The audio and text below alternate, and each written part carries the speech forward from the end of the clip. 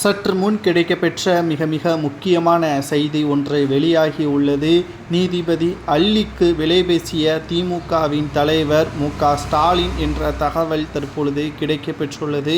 கடந்த சில மாதங்களாகவே திமுகவை சார்ந்தவர்கள் வீட்டில் அமலாக்கத்துறை அதிகாரிகள் சோதனைகளை நடத்தி வருகிறார்கள். அதிலும் குறிப்பாக திமுகவின் மிக முக்கிய அமைச்சராக இருக்கக்கூடிய செந்தில் பாலாஜி அவர்களது உறவினர்கள், நண்பர்கள், தலைமைச் செயலகம் வரை சோதனைகள் நடத்தப்பட்டு வருவதற்கு காரணம் செந்தில் பாலாஜி அவர்கள் செய்த ஊழல் வழக்கும், அவர் அதிமுகவின் அமைச்சராக இருந்தபொழுது வேலை வாங்கி தருவதாக கூறி பண மோசடி செய்து அந்த பணத்தை சட்டத்திற்கு விரோதமாக பண பரிவர்த்தனை செய்தது காரணமாகத்தான் இந்த வழக்கு தற்பொழுது திமுகவிற்கு மிகப்பெரிய ஒரு சிக்கலாக அமைந்துள்ளது. அது மட்டுமல்ல, கடந்த 4 ஆண்டுகால திமுக ஆட்சியில் மிக மோசமான ஒரு ஆட்சியாகத்தான் மக்கள் தற்பொழுது மனதில் பதிய வைத்திருக்கிறார்கள். கடைசி ஆண்டாக தற்பொழுது அமலாக்கத்துறை ரைடாக மாறியிருப்பதன் காரணமாக தேர்தல் நேரத்தில் எப்படி மக்களை சந்திக்க முடியும், மேலும் இந்த வழக்கு பொய்யான வழக்கு என்பதை சொன்னால் மட்டும்தான், நீதிமன்றம் தெரிவித்தால் மட்டும்தான் மக்களை சென்று பிரச்சாரம் மேற்கொள்ள முடியும் என்பதற்காக நீதிபதி அல்லி அவர்கள்தான் இந்த வழக்கின் தலைமை நீதிபதியாக இருக்கிறார்.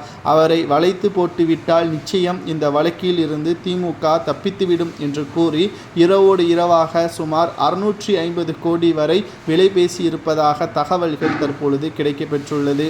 முதல்வர் மு.க. ஸ்டாலின் அவர்களது நேரடியான கட்டுப்பாட்டில் இருக்கக்கூடிய சில முக்கியமான நபர்கள் தான் நீதிபதி அல்லி அவர்களை தொடர்பு கொண்டு இந்த பேரத்தை பேசியிருப்பதாக தற்பொழுது தகவல்களை நம்மால் பார்க்க முடிகிறது. ஆனால் நீதிபதி அல்லி அவர்களோ மற்றவர்களைப் போல் என்னை விலை பேச நினைக்க முடியாது, சட்டத்தில் பல ஓட்டைகள் இருக்கலாம், அதிலிருந்து தப்பிப்பதற்கு பல வழிகள் இருக்கிறது, ஆனால் எனது கண் பார்வையிலிருந்து செந்தில் பாலாஜியோ அல்லது மற்றவர்களோ தப்பிப்பதற்கு வழியே கிடையாது என்றும் கூறிவிட்டார்கள்.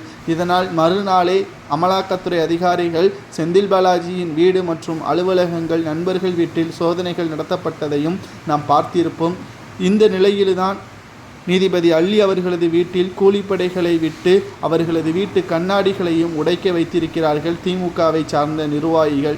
650 கோடி வரை விலை பேசியும் மசியாத நீதிபதி அல்லி அவர்களுக்கு நமது வாழ்த்துக்களையும், திமுகவின் ஆட்சி இவ்வளவு மோசமாக கீழ்த்தரமாக இருக்கிறது என்பதை பார்க்கும் பொழுது மீண்டும் அவர்களுக்கு வாய்ப்புகளை வழங்கலாமா, இவர்களுக்கெல்லாம் என்ன தண்டனை வழங்கினால் இது போன்ற தவறுகளை மீண்டும் செய்ய மாட்டார்கள் என்பதை உங்களது கருத்துக்களை மறக்காமல் கமெண்ட் வாயிலாக கூறுங்கள். நீதிபதி அல்லி அவர்களுக்கு நமது சேனல் மூலியமாக மீண்டும் ஒரு பாராட்டுக்களை தெரிவித்துக் கொள்வோம்.